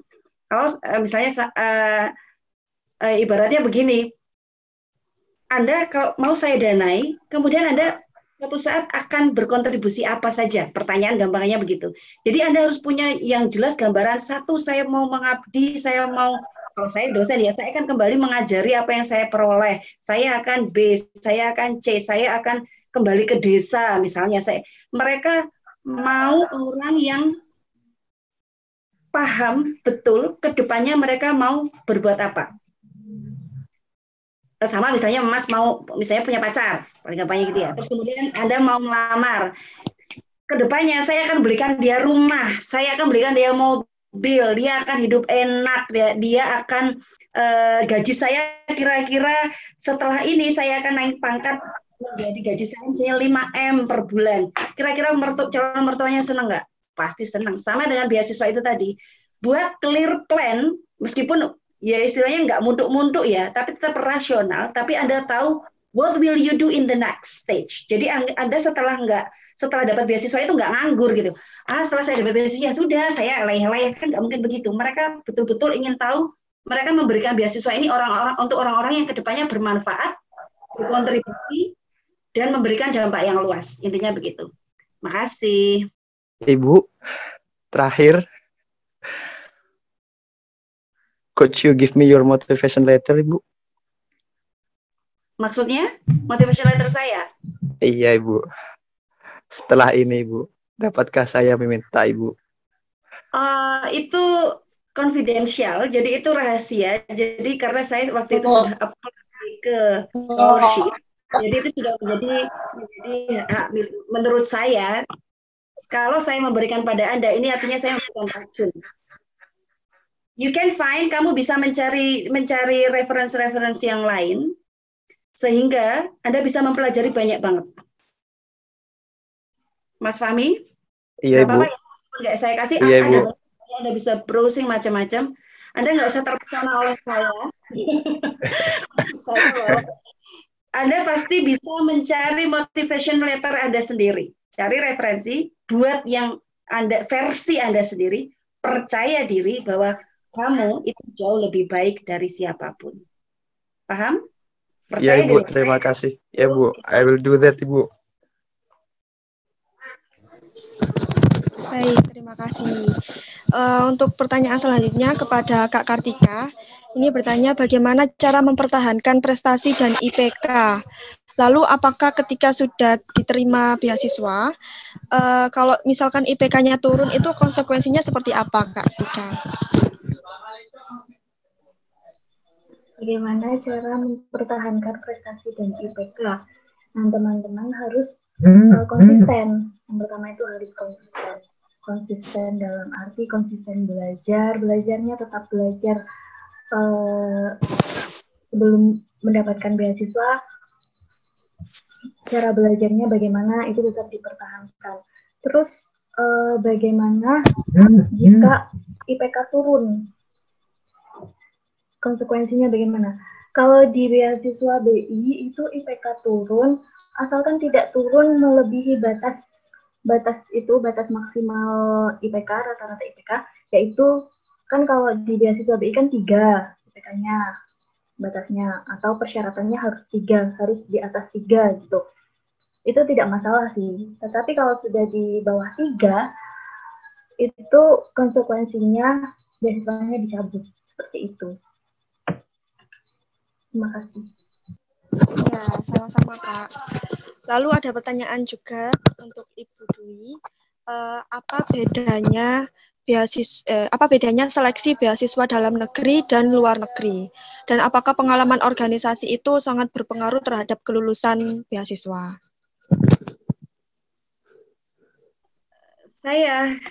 Kalau saya hanya bisa membandingkan waktu itu LPDP, Australian Award Scholarship, sama yang NZ Scholarship. Bagi saya yang Indonesia jauh lebih susah. Sorry to tell you that. Jadi LPDP misalnya syarat IELTS-nya adalah 7 bagi saya untuk PhD. Sedangkan waktu itu di NZ Scholarship syaratnya hanya 6,5 misalnya IELTS. Jadi lebih rendah. Terus kemudian tapi waktu itu universitas yang saya lamar adalah universitas luar negeri. Waktu itu LPDP yang Indonesia, tahapannya berbeda. Kalau Indonesia itu lebih pada mereka ada focus group discussion dan lain sebagainya. Dan kalau luar negeri mereka waktu itu lebih online based system. Jadi tesnya satu form aplikasi, kemudian yang kedua adalah ada tes kayak tes psikologis, tapi kita menggunakan gambar-gambar. Waktu itu saya sekitar butuh 25 atau 30 menitan, kemudian tahap ketiga ada wawancara. Wawancara saya daripada sistem online, saya memilih waktu itu langsung ke Jakarta. Saya save money, saya terbang ke Jakarta, saya mau face to face interview. Saya nggak mau sistem online. Tahu sendiri di Madura kadang jaringannya biarpet. Terus kemudian yang terakhir adalah waktu itu kita didanai untuk tes IELTS. Jadi tes IELTS itu kita dibayari. Itu bedanya. Kalau Australian Award saya di awal dari sekian ribu saya sudah jelas nggak lolos. Terus kalau yang untuk LPDP ini terus terang bagi saya tidak lolos. Mungkin suatu saat GMB bisa mencari pihak yang lolos yang dari sisi yang lain. Jadi bayangan saya untuk yang sekarang waktu itu lebih berat karena waktu itu syaratnya lebih tinggi dan lebih atau mungkin saya waktu itu memang kurang siap ya dengan yang seleksi yang itu. Terus apalagi pertanyaan yang kedua adalah Indonesia dan ini, terus kemudian apalagi Mbak? Apakah pengalaman organisasi itu berpengaruh Bu terhadap kelulusan ini beasiswa? Bagi saya jelas, mereka membutuhkan orang-orang yang balance hidupnya. Jadi yes akademik, non akademik. Bagi saya yang membangun, saya terus terang waktu S1, saya termasuk bukan yang IPK tertinggi banget. Saya dari tengah-tengah, jadi bagi Anda semua yang di sini yang peserta, yang Anda adalah mahasiswa yang di tengah-tengah, nggak terlalu tinggi, jangan khawatir. Anda masih punya banyak kesempatan. Yang mereka butuhkan minimal lolos administrasi itu ya cek IPK-nya itu masih masuk standar nggak. Yang kedua, organisasi bagi saya membangun, saya bisa berekspresi, ibaratnya kita etok-etok bagaimana sih dunia organisasi itu kan mini dari dunia pekerja meskipun berbeda ya, karena kalau mahasiswa kan ideal, kalau di pekerjaan itu lebih berbeda lagi lah ininya strukturnya. Yang jelas, yes, organisasi bisa membuat Anda lebih berkembang, memberi Anda lebih percaya diri, memberi Anda sisi-sisi lain yang mungkin tidak bisa. Kalau di akademik kan kadang kita, kalau di sini akademik kan cuma duduk, diem, mendengarkan dosen, ya kan. Kadang dosennya ngomong satu paragraf, sebenarnya ngomong apa sih dosennya itu? Kadang gitu, pernah gitu nggak?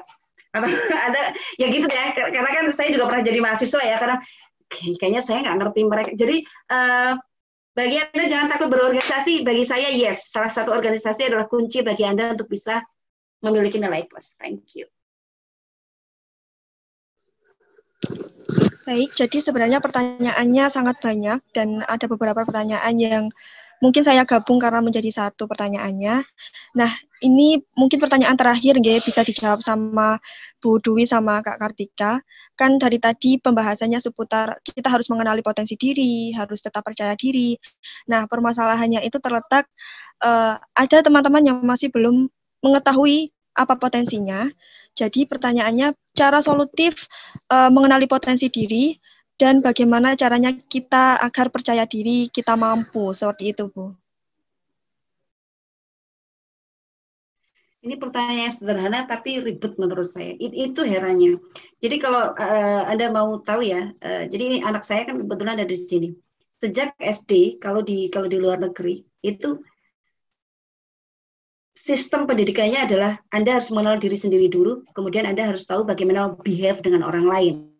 Kalau di negara kita, rata-rata kan bagaimana kita ngerasani orang lain, sehingga kadang Anda pasti paham, teman Anda yang dekat Anda, si A itu perilakunya medit, ini, B, C, D, Anda paham semua perilaku dia. Tapi saat Anda ditanya bagaimana perilakumu, oh my God, saya posisinya ada di mana ya? Anda lupa mengenali diri Anda sendiri karena Anda sibuk mencatat, jadi Anda jadi Rocky Patitnya mereka itu, kalau dia baiknya ini. Jadi lupakan itu mulai sekarang. Mulai sekarang saat Anda bangun pagi, istilahnya gimana ya, bukan meditasi, Anda mulai memahami, oh saya orangnya begini. Ini kalau saya gambarkan berarti saya orangnya disiplin nggak ya? Saya orangnya apa ya?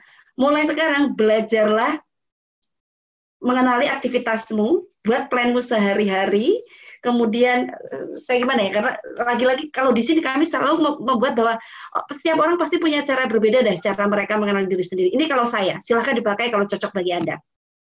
Cara saya mengenal diri sendiri adalah setiap hari saya membuat track record apa yang saya lakukan. Jadi saya punya buku, oh saya 1, 2, 3, 4, 5. Terus yang saya lakukan juga adalah saya mengikuti kayak psikologis, kalau di Massey University sini ada namanya strength. Strength artinya saya mengenali 5 kekuatan saya. 5 kekuatan saya kasih tahukan ke Anda. 1, saya orangnya connectedness, artinya saya sering bersosialisasi dengan orang. Yang kedua, saya orangnya strategik. Saya selalu membuat plan setiap hari. Berarti artinya saya setiap kali saya melakukan sesuatu, pasti saya membuat plan. Karena itu di hari ini yang saya tekankan pada Anda adalah plan. Karena saya adalah orang yang strategik. Yang ketiga, saya adalah orang yang input. Sebelum saya tahu sesuatu, maka saya akan membutuhkan banyak informasi. Sehingga saya akan cari sebanyak-banyak informasi. Yang keempat adalah saya adalah orang yang komunikatif. Kebetulan saya adalah salah satu dosen komunikasi pengembangan masyarakat, jadi saya orang yang suka ngobrol. Saya kan sering bersosialisasi dengan orang-orang. Dan yang terakhir, saya kok jadi lupa ya. Terakhir, pokoknya saya punya 5 Power Ranger yang itu saya cekkan di tes psikologis. Artinya, kadang kita mengenal diri sendiri, tapi ada baiknya kadang kita adalah tes gratis Anda bisa browsing lah. Atau Anda bisa tanya ke teman-teman Anda buat checklist, kira-kira aku orangnya gimana ya, nggak tepat waktu, bla bla bla. Perbaiki kelemahan Anda, buat itu menjadi kelebihan. Oke, Pak, cari cara Anda sendiri, lagi-lagi seperti itu. Monggo, Kartika, barangkali mau menambahkan bagaimana cara mengenali potensi diri. Ya, seperti Ibu Dwi Ratnahani tadi, saya pernah tes psikologi juga untuk mengenali diri sendiri, itu bagaimana diri saya sendiri itu seperti apa. Terus itu mencari kegiatan yang benar-benar kita sukai gitu. Mencari kegiatan yang benar-benar kita kalau melakukan sesuatu itu kita itu suka gitu. Kita itu tidak mengeluh seperti itu. Terus kita bisa me time mungkin 15 menit, kita berbicara pada diri sendiri. Kayak ini sebenarnya bagaimana sih gitu. Kayak ini sebenarnya sukanya apa, pengennya itu bagaimana.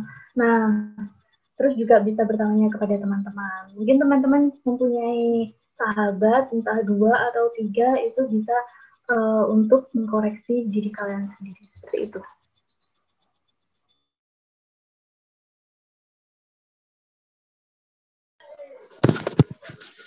Baik, terima kasih kepada kedua pemateri, Ibu Dwi dan Kak Kartika.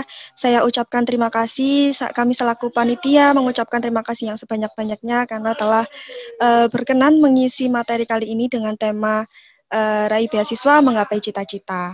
Ini materi yang sangat bermanfaat, dan nanti di akhir sesi saya akan mengumumkan 3 peserta terbaik yang telah dipilih oleh panitia. Dan di sini sebelum saya menutup, izinkan saya untuk mengutip beberapa hal yang disampaikan oleh kedua pemateri. Jadi ketika kita ingin mencapai hal yang kita inginkan, jangan lupa kita harus berdoa dan berusaha. Karena kata-kata itu adalah doa. Dan ketika kita ingin mengapply beasiswa, jangan lupa untuk selalu mengenali potensi diri kita sendiri, belajar untuk percaya diri, lalu memotivasi diri sendiri dengan cara untuk menulis target-target yang diingin capaikan, lalu optimis, berusaha, dan jangan menyerah.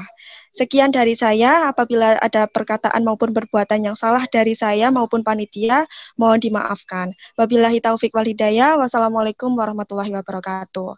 Nah, untuk peserta terbaik, ini saya umumkan melalui chat room. Selamat kepada peserta yang telah lolos. Jadi ini nama-nama peserta terbaik. Irsyad Abdul Mukohar dari Universitas Jember, yang kedua adalah Nuroniyah dari Universitas Trunojoyo Madura, dan Muhammad Agus Arif Fahmi dari Universitas Trunojoyo Madura. Nah, terima kasih. Jadi nanti 3 peserta terbaik silakan menghubungi panitia agar diberikan reward-nya. Sekian, terima kasih. Terima kasih Ibu Dwi.